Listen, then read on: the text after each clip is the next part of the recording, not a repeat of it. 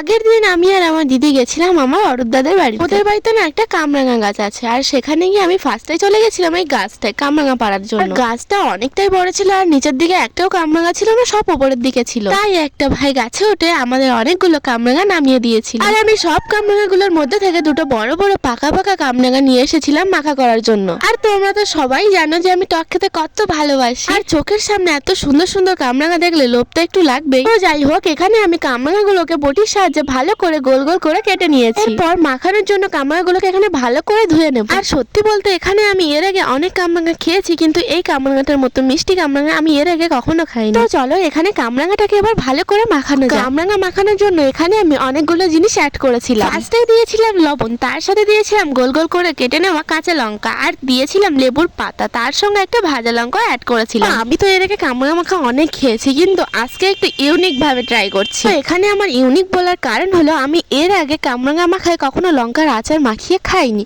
তো আজকে first time লঙ্কার আচার দিয়ে ট্রাই করব। তো চলো সবার প্রথমে দিদিকে দিয়ে ট্রাই করানো যায়। আর এখানে আমার দিদির রিয়াকশন দেখে তো মনে হলো যে মোটামুটি ভালোই লেগেছে খেতে। তো এখানে সবাই ট্রাই করার পরে মোটামুটি ভালোই রিয়াকশন দিয়েছে। তো চলো আমি খেয়ে দেখি কেমন হয়েছে। বলতে কামরাঙা মাখাটা অনেকটাই